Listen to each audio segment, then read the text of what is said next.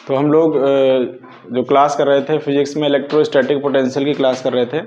Electrostatic potential में हम लोगों ने पोटेंशियल क्या होता है, किसी पॉइंट चार्ज की वजह से, किसी डाइपोल मूवमेंट की वजह से, डाइपोल की वजह से, जिसको वैद्युत द्विध्रुव कहते हैं, वैद्युत द्विध्रुव के वजह से, और एक निरक्षीय और अक्षीय दोनों स्थिति में हमने पोटेंशियल को कैलकुलेट किया था और उस पर बेस हमने कुछ न्यूमेरिकल भी सीखे थे। आज जो हमारी क्लास है वो है स्थितिज ऊर्जा पर। ठीक है, तो जो दो आवेशों के निकाय की स्थितिज ऊर्जा या आवेशों के निकाय की स्थितिज ऊर्जा, निकाय की स्थितिज ऊर्जा, ठीक है, स्थितिज ऊर्जा को पोटेंशियल एनर्जी बोलते हैं, स्थितिज ऊर्जा। तो अगर किसी को इसके बारे में नहीं पता है तो थोड़ा सा आपने फर्स्ट ईयर में पढ़ रखा है, मैं आपको याद दिला देता हूं। जो वहां पर आपने पोटेंशियल एनर्जी पढ़ी थी UH बराबर, वो mgh पढ़ी थी, mgh। जैसे हमारे पास में कोई चीज है, जैसे मैंने बताया भी था, जैसे हमारे पास में ये बुक रखी है, तो ये इस समय इसकी जो पोटेंशियल एनर्जी है ये माना गया है शून्य है, ऐसा माना गया है। जैसे हमने ये मार्कर नीचे डाल दिया या हम जमीन पे खड़े हुए हैं तो हमारी जो पोटेंशियल एनर्जी जो है वो शून्य है। हमें अगर आप उठा के यहाँ से ऊपर लेके जाओगे, कहीं पर उस पर फोर्स लगाओगे, एक्सटर्नल फोर्स, कुछ बल लगाओगे, तो हमारे ऊपर एक बल नीचे काम कर रहा होगा, दैट इज F बराबर mg नीचे की तरफ, और उसके अपोजिट में अगर जब आप फोर्स लगा के ऊपर, तो कुछ ना कुछ आपको काम करना पड़ेगा। जैसे ये मार्कर नीचे पड़ा हुआ है, यहाँ पे पड़ा हुआ है, तो इसकी इस समय पोटेंशियल एनर्जी क्या है, शून्य है। लेकिन इसको हम उठाएंगे तो इसमें कुछ ना कुछ फोर्स लगेगा, यहाँ तक लेके आएंगे, तो इसको फोर्स, इसको ऊपर उठा के लेके आने में जो कार्य करना पड़ेगा, यही कार्य जो है पोटेंशियल एनर्जी के फॉर्म में, स्थितिज ऊर्जा के फॉर्म में संचित हो जाएगा। इसके बाद में मान के चलो यहाँ रखा हुआ है, तो जब अब इस मार्कर के ऊपर एक नीचे भी तो बल लग रहा है, जिससे गुरुत्वाकर्षण बल, आप गुरुत्वाकर्षण बल कहते हो, एक्सटर्नल फोर्स लग रहा हुआ है जो mg के बराबर है, F बराबर mg। तो एक इसके ऊपर भी फोर्स लग रहा है। फर्स्ट ईयर में याद करिए, हम लोग डायग्राम बनाते थे, ऊपर से ऐसे पुली में लटकाते थे, तो कहते नीचे की तरफ भार है तो एक mg भार नीचे लगता था, वो बल एक नीचे लग रहा है। तो अगर आप इसको यहाँ से खिसका दोगे तो ये नीचे फिर गिर जाएगी, तो ये जमीन में नीचे फिर अगर गिर जाती है तो इसकी जो ऊंचाई है यहाँ से यहाँ तक, वो क्या हो जाएगी, जीरो हो जाएगी। तो ऊंचाई जीरो हो गई, इसीलिए बोला गया इसकी जो पोटेंशियल एनर्जी है वो शून्य हो जाती है। क्यों? क्योंकि पोटेंशियल एनर्जी का फार्मूला क्या है, नीचे बल लग रहा है वो, और प्लस जो ऊपर उठा के लेके विस्थापन आपने किया है। भाई कोई एनर्जी का फार्मूला क्या होता है, बल गुणे विस्थापन, ठीक है, फोर्स इनटू डिस्प्लेसमेंट। तो डिस्प्लेसमेंट आपने कितना किया है, डिस्प्लेसमेंट आपने वहां से यहां तक लेके आए हो, तो वो आपने डिस्प्लेसमेंट किया है, यहां से यहां तक लेके आए, वही तो डिस्प्लेसमेंट है। तो फोर्स इनटू डिस्प्लेसमेंट क्या हो जाएगा, हमारा वर्क डन हो जाएगा। यही वर्क हमारा पोटेंशियल एनर्जी के फॉर्म में क्या हो जाएगा, स्टोर हो जाएगा। तो ये हमने फर्स्ट ईयर में पढ़ी थी। इसका इस पर क्या यूज है वो हम लोग देखने वाले हैं कि हमारे पास में, मान लेते हैं हमारे पास में एक चार्ज है, हम पहले दो आवेश के लिए देखेंगे, फिर तीन आवेश के लिए देखेंगे। अगर हमारे पास में दो आवेश हैं, दो चार्जर हैं, दो आवेश के कारण निकाय की स्थितिज ऊर्जा, दो आवेश के कारण निकाय की स्थितिज ऊर्जा, ध्यान से समझिएगा, वो चीज यहां पर अप्लाई होगी, mgh अप्लाई नहीं होगा, लेकिन ये कॉन्सेप्ट वैसा ही है जैसे फर्स्ट ईयर में आपने पढ़ा था। निकाय, दो आवेश के कारण निकाय की स्थितिज ऊर्जा, पोटेंशियल एनर्जी। तो इस समय जब आप अर्थ पर होते हो, पृथ्वी पर होते हो, तो उस समय सभी की पोटेंशियल एनर्जी जीरो है। अभी हम आपको उठा के ऊपर यहाँ पर उठा लाए, उठाने के बाद आपको छोड़ दे, तो यहाँ पर तो आपकी पोटेंशियल एनर्जी है, लेकिन जब आपकी छोड़ देंगे तब आपकी पोटेंशियल एनर्जी क्या हो जाएगी, शून्य हो जाएगी। ठीक है, तो आप भी शून्य हो जाओगे। इसी पर क्या कहते हैं, देखो बुजुर्ग लोग, भले साइंस नहीं उस समय आविष्कार हुआ था, लेकिन वो ये कहते हैं कि जमीन पर रहो, जमीन पर का मतलब पोटेंशियल एनर्जी जीरो रखो, ज्यादा आप शक्तिशाली मत बनो, नहीं तो ऊपर वाले की मार पड़ेगी, फिर आप जमीन पे आके गिरोगे। तो देखो उन्होंने आविष्कार नहीं किया था, लेकिन उनको ये सारे मुहावरे आते थे, उन्हें पता था पोटेंशियल एनर्जी होती है जब ऊपर लेके जाओगे, इसलिए जमीन पे ही रहो। ठीक है, तो दो आवेशों के कारण हमने मान लिया हमारे पास एक आवेश Q है, दैट इज Q1 चार्ज है, और एक किसी डिस्टेंस पर Q2 चार्ज है। इस चार्ज की वजह से, इन दोनों की वजह से यहाँ पर एक पॉइंट A है और ये पॉइंट B मान लेते हैं। तो अब देखो ये जो चार्ज है B, इस चार्ज को इसके इलेक्ट्रिक फील्ड के एरिया में लेके आएंगे, तो यही काम जो है देखो इसमें क्या था, जब आप इस फोर्स, हम इस पत्थर को, इस मार्कर को उठा रहे हो या हम तुमको उठाएंगे तो आपको हमको फोर्स लगाना पड़ रहा है। फोर्स क्यों? क्योंकि कोई ना कोई एक फोर्स आपको नीचे की तरफ खींच रहा है, नहीं तो ऐसे उठा लेते आपको एकदम हवा की तरीके से। लेकिन वो फोर्स जितना आपका भार है m द्रव्यमान है और उसमें g से मल्टीप्लाई होकर नीचे की तरफ खींच रहा है गुरुत्वाकर्षण बल, तो ऊपर उसके विरुद्ध हम काम कर रहे हैं, उसके अपोजिट हम काम कर रहे हैं, इसीलिए वर्क करना पड़ रहा है। तो यही वर्क ही हमारी एनर्जी के फॉर्म में स्टोर हो जाता है, ऐसा बताया गया। तो यहां पर क्या है, एक चार्ज ए पॉइंट पर पहले से रखा हुआ था, एक इस Q2 को हम लोग बहुत दूर से आराम से धीरे धीरे धीरे धीरे, एकदम से नहीं लेके आ जाएंगे, बहुत स्लो स्लो स्लो धीरे धीरे धीरे धीरे लेके आ रहे हैं। इस Q2 को इस तरफ हम लोग क्या करेंगे, बहुत स्लो स्लो से लेके आ रहे हैं यहां से, इस Q2 को अनंत से, जिसको आपने बताया था, और यही तो डेफिनेशन थी कि अनंत से किसी चार्ज को लेके आने में जो काम करना पड़ता है वही भी पोटेंशियल कहलाता है। तो इस Q1 का एक अपना इलेक्ट्रिक फील्ड होगा, ये इसमें कोई आएगा तो उसके ऊपर ये क्या करेगा, लात मारेगा, उस पर बल लगाएगा। तो जब आप ये बल लगा रहा होगा इसके ऊपर, तो ये भी प्लस का है, ये भी प्लस हमने कंसीडर किया है, तो ये क्या करेगा, प्रतिकर्षण करेगा। लेकिन हम धीरे धीरे क्या कर रहे हैं, स्लो स्लो इसको लेके आ रहे हैं, तो हम इसके अपोजिट काम कर रहे हैं, इस एक्सटर्नल फील्ड के, जो यहाँ पर इलेक्ट्रिक फील्ड है इस चार्ज की वजह से, इसके अपोजिट हम काम कर रहे हैं। तो अपोजिट काम करोगे तो ना कुछ वर्क होगा, तो वही जो वर्क होगा वही हमारी किस पोटेंशियल एनर्जी के फॉर्म में स्टोर हो जाएगा, क्योंकि हम फोर्स भी लगा रहे हैं और इसमें डिस्प्लेसमेंट भी हो रहा है, मतलब विस्थापन भी और करवा रहे हैं। तो फोर्स इंटू विस्थापन इज कॉल्ड क्या, वर्क, कार्य कहलाता है। और यही कार्य बताया गया है किस फॉर्म में स्टोर हो जाएगा, एनर्जी के फॉर्म में स्टोर हो जाएगा। क्लियर है कि नहीं? तो ये यही चीज हम इसी डेरिवेशन को करने वाले हैं कि अब देखो ये अगर हम देखें तो ये डिस्टेंस यहाँ से यहाँ तक ये 1 है, ये R12 मान लेते हैं, ये जो डिस्टेंस है यहाँ से यहाँ तक जो दूरी है इसके बीच की R12 ले लेते हैं B पॉइंट पर। तो Q1 की वजह से B पॉइंट पर विभव जनरेट होगा। Q1 के ये जो Q1 है ये R दूरी पर विभव बनाता है नहीं बनाता है? अभी हमने पॉइंट चार्ज पढ़ा कि वो किसी डिस्टेंस पर कितना विभव बनाता है, V बराबर KQ बटे R, यही तो विभव होता है।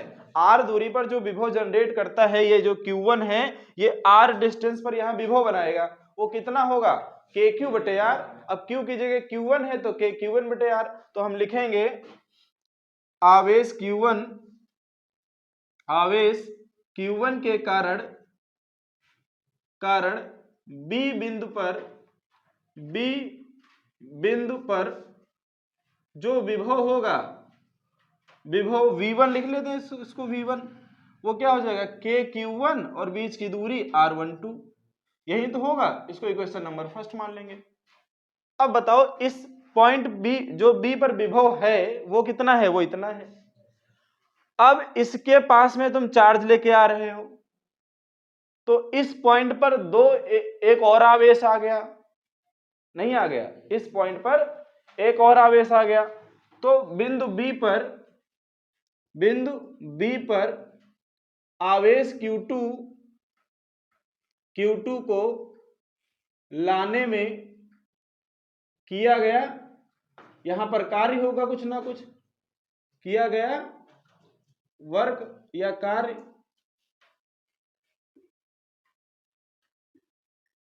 इस पॉइंट पर कुछ ना कुछ यहां तक काम करके लेके आ रहे हो अनंत से, तो इस पर कुछ ना कुछ काम होगा, किया गया कार्य। तो कहोगे सर ये जो कार्य होगा ये W12 होगा मान लेते हैं, और ये कितना होगा, कार्य का फार्मूला क्या होता है, कार्य का फार्मूला होता है कि आवेश गुणे विभव, आवेश गुणे विभव,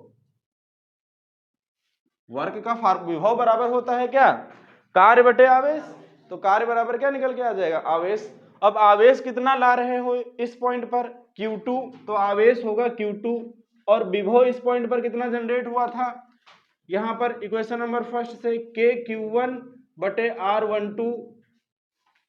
तो हम आपसे क्या बता रहे हैं, ये जो कार्य है 12 W बराबर वो क्या हो जाएगा KQ1 Q2 डिवाइड बाय में R12, ये आपका कार्य हो गया। और हमने क्या बताया, यही कार्य ही जो कार्य यहाँ पर किया है यही बताया गया है। जो स्थितिज ऊर्जा में अंतर है कि अनंत पे कितनी थी और r दूरी पर कितनी है। जब हम लोग इंटीग्रेट करते थे माइनस r से लेकर इनफाइनाइट से लेकर r तक, उसका मतलब है कि अनंत पर स्थितिज ऊर्जा माइनस यहां पर, तो इनमें जो अंतर है मतलब ये जो वर्क होगा W12 होगा ये किसके, इसकी स्थितिज ऊर्जा पोटेंशियल जो चार्ज है इसकी स्थितिज ऊर्जा के अंतर के बराबर होगा, मतलब r दूरी पर और अनंत पर स्थितिज ऊर्जा। अच्छा, जैसे पृथ्वी पर माना गया है कि किसी की जो अनंत जो स्थितिज ऊर्जा होती है वो शून्य होती है। जैसे आप बैठे हो तो इस समय आपकी पोटेंशियल एनर्जी शून्य है, क्लियर है। पृथ्वी क्यों, क्योंकि आपने ऊंचाई नहीं है। पोटेंशियल एनर्जी तो तब आएगी जब आपके अंदर ऊंचाई होगी, mgh, h 0 है तो 0 से मल्टीप्लाई कर दोगे तो क्या हो जाएगी आपकी पोटेंशियल एनर्जी 0 हो जाएगी। तो ऐसे ही अनंत पर भी माना गया है कि जो पोटेंशियल एनर्जी होती है वो शून्य होती है। जैसे अर्थ पर मानते हैं ऐसे अनंत पर भी हम लोग क्या करेंगे, इनफाइनाइट पर भी इसकी पोटेंशियल एनर्जी शून्य होगी और r डिस्टेंस पर, तो फिर इसकी अगर शून्य होगी तो W12 किसके बराबर हो जाएगा, r डिस्टेंस पर पोटेंशियल एनर्जी इसकी 0, तो जो W12 है ये किसके बराबर हो जाएगा, r डिस्टेंस पर पोटेंशियल एनर्जी के इक्वल हो जाएगा। मतलब जो W है यही U हो जाएगा। तो ये तुम्हारी पोटेंशियल एनर्जी है। अगर कोई दो चार्जेस आपस के एक चार्ज रखा हुआ है उसके पास में जब कोई तुम दूसरा चार्ज लेके आते हो तो वहां पर उसकी पोटेंशियल एनर्जी कैलकुलेट की जाती है, वो कितनी हो जाती है, k q1 q2 बटे r। क्लियर है। हमने डिस्टेंस को r12 लिया है, इसलिए r12 का मतलब कुछ नहीं है, ये इसके अपोजिट डिस्टेंस को हम मेजर कर रहे हैं, 2 से 1 की तरफ लेके आ रहे हैं चार्ज को, इसलिए उसकी डिस्टेंस को हमने r12 से दिखाया है। बताओ समझ में आया कि नहीं, ठीक है। तो इसको आप नोट कर लीजिए। फिर हम लोग क्या करेंगे 3 चार्जेस के लिए, थोड़ा सा इसके बारे में लिखना भी है।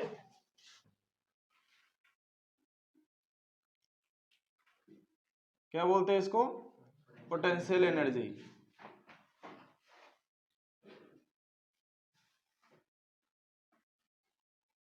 ये हमें कैलकुलेट करना है इसमें, इस पे न्यूमेरिकल आता है पेपर में, ठीक है। मैं बता रहा हूं कौन सा न्यूमेरिकल आएगा, प्रीवियस ईयर का क्वेश्चन भी सॉल्व करेंगे, ठीक है।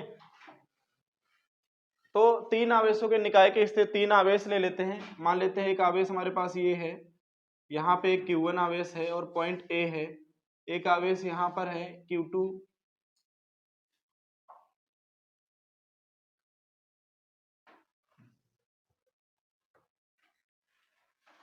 Q1, Q2 और Q3 सॉरी, ये हमारे पास एक आवेश है Q1, Q2 और Q3 और Q3, ये A है, ये B है और ये C पॉइंट है, ठीक है। यहां पर आवेश रखा हुआ है। तो देखो अब ध्यान से समझिएगा, जब हमारे पास आवेश Q1 था, हमने सिस्टम बनाना स्टार्ट किया तो Q1 था पहले, तो Q1 फिर इस पॉइंट पर मान लेते हैं ये 1 है तो ये R12 हो गया दूरी, ये R23 हो गया, 2 से 3 पर आए हुए हैं, और ये R13 हो गया, ठीक है, डिस्टेंस भी मान ली। तो इस पॉइंट से पॉइंट B पर Q2 आवेश नहीं था भाई, एक तुमने आवेश रखा, फिर दूसरा लेके आए रखा, फिर तीसरा लेके आए रखा, तो ये काम हुआ है। समझ आ रहा है। जब हमारे पास एक आवेश हमने लिया Q1, इसका एक अपना इलेक्ट्रिक फील्ड होगा, अब इसके फील्ड में हम अनंत से दूसरा आवेश कौन सा लेके आएंगे, Q2 लेके आएंगे। तो इस R दूरी पर यहां पर एक पॉइंट B पर क्या काम कर रहा होगा, विभव, एक विभव काम कर रहा होगा, और इस विभव की वजह से इस आवेश के ऊपर क्या हो जाएगा, जब ये आवेश आएगा तो इसके अपोजिट में क्या कार्य करना पड़ेगा, इस विभव के यहां पर विभव बन गया ना R दूरी पर इस चार्ज की वजह से।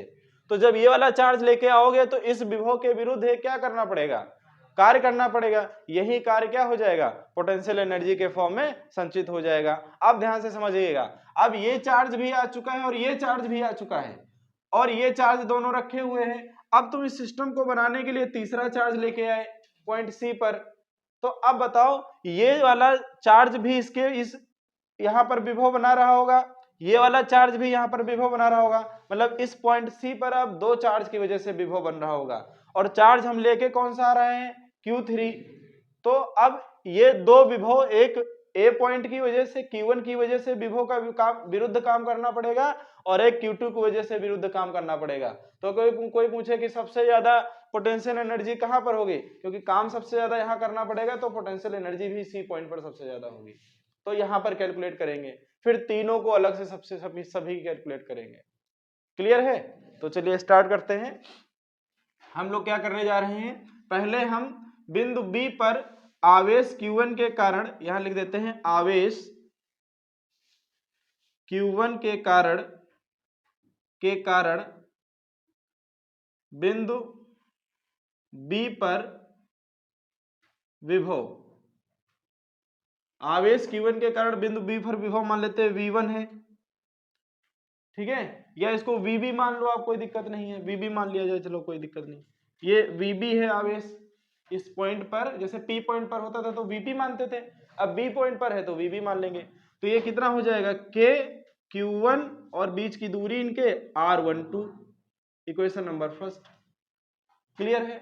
अब पॉइंट बी पर Q2 आवेश को लाने में किया गया कार्य, पॉइंट बी पर Q2 आवेश को, इस आवेश ये था थोड़ा ना यहाँ पे, इस आवेश को हम लोग धीरे धीरे करके अनंत से लेकर आए हैं। तो हम क्या लिखेंगे, बिंदु बी पर Q2 आवेश को लाने में किया गया कार्य, बिंदु बी पर Q2 आवेश को अगर आप लेके आओगे तो कार्य क्या करना पड़ेगा, तो W बराबर या फिर WB बराबर इस पॉइंट पर विभव, बिंदु बी पर विभव, बिंदु बी पर विभव गुणे ये जो Q2 आवेश लाए हो, Q2 आवेश।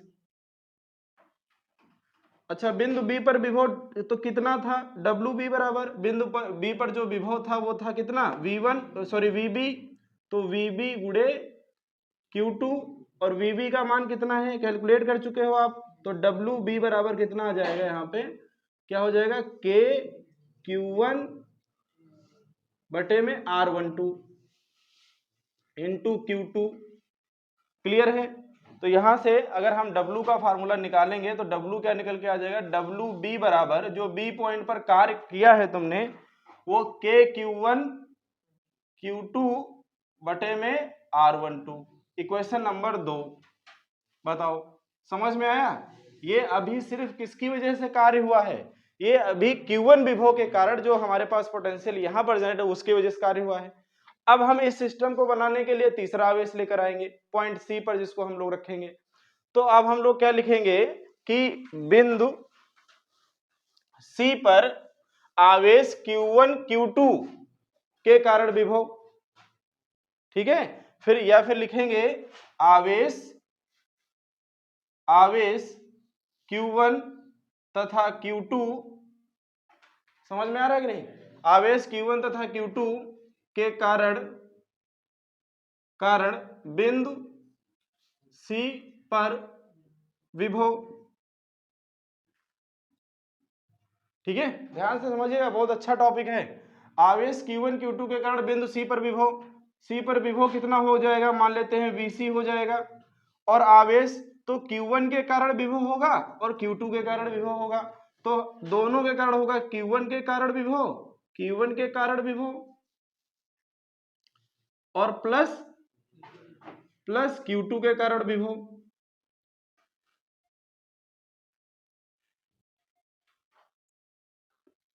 तो Q1 के कारण विभव कितना हो जाएगा, K Q1 आवेश K Q1 बटे में R13 प्लस K Q3 बटे में R23, सर K2 होगा यहाँ पे, भाई डिस्टेंस तो ये लोगे ना इनके बीच की जो दूरी है, तो हमने ये ले ली, तो ये विभव आ गया, इसको इक्वेशन नंबर हम लोग 3 मानेंगे। ये हमारा विभव के कहां पर आ गया, पॉइंट सी पर आ गया। अब सी पर क्या लेके आओगे आप, एक चार्ज लेके आओगे जिसका नाम है Q3, इस चार्ज को लेके आओगे आप, अनंत से इस चार्ज को लाया जा रहा है। तो जब आप इस चार्ज को लेके आओगे तो हमें वर्क करना पड़ेगा। हम क्या लिखेंगे, बिंदु C पर आवेश Q3 को लाने में किया गया कार्य कितना हो जाएगा, WC हो जाएगा भाई, WC हो जाएगा क्योंकि आप उस पर C पॉइंट पर काम कर रहे हो। तो C कितना हो जाएगा, पॉइंट C पर विभव और पॉइंट C पर जो तुमने चार्ज लेके आए हो Q3, तो यहां पर WC बराबर होगा, अच्छा पॉइंट C पर विभव कितना है, ये है KQ1 बटे में R13 प्लस KQ2 बटे में R23 और इंटू Q3, इसमें दोनों से मल्टीप्लाई हो जाएगा तो ये क्या निकल के आ जाएगा यहाँ पे, KQ1 Q3 बटे में R13 प्लस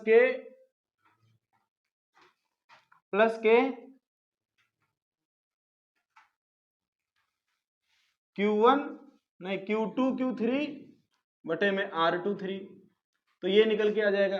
तो ये काम किसके वजह से हुआ, जब आप C पॉइंट पर Q3 चार्ज लेके आए। अब आपको टोटल काम कितना हुआ, टोटल काम हुआ है WB और WC, तो कुल कार्य बराबर कितना हो जाएगा, WB प्लस WC। हम ऐड कर देंगे दोनों को, ये कुल कार्य, यही कुल कार्य किस फॉर्म में संचित हो जाएगा, स्थितिज ऊर्जा के रूप में संचित हो जाएगा। तो ये हमें डेरिवेशन मिल जाएगा कि 3 आवेश अगर होंगे, 3 आवेशों का निकाय होगा, सिस्टम होगा, तो स्थितिज ऊर्जा कितनी होगी, तो WB प्लस WC को ऐड कर दीजिए, स्थितिज ऊर्जा जो पोटेंशियल एनर्जी कैलकुलेट कर रहे थे वो निकल के आ जाएगी। क्लियर है, तो ये हमें क्या करना था, इसमें पढ़ना था। तो इसमें थोड़ा सा नोट डाउन कर लीजिए, फिर मैं इधर का रफ कर दूंगा, उसके बाद में जो बचा हुआ पार्ट है मैं इधर कर दूंगा, ठीक है। हुआ पार्ट है हम इस साइड में, जो बचा हुआ पार्ट है वो इस साइड में हम किए दे रहे हैं। तो अगर हमें यहां से आपको टोटल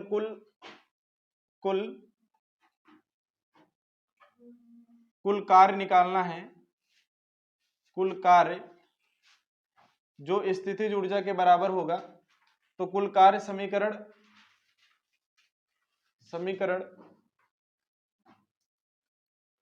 या मैं इसे लिख देता हूं WB प्लस WC, यही कुल कार्य होगा, ठीक है। तो W बराबर जो हमारा होगा वो WB कितना है हमारे पास में, KQ1 Q2 बटे में R12 और ये KQ1 Q3 divide by R13 plus KQ2 Q3 बटे में R23, यही जो वर्क है यही स्थितिज ऊर्जा और वर्क दोनों इक्वल होंगे, सेम होंगे, ये और कर लेना इतना, ठीक है। कंप्लीट कर लीजिए इसको।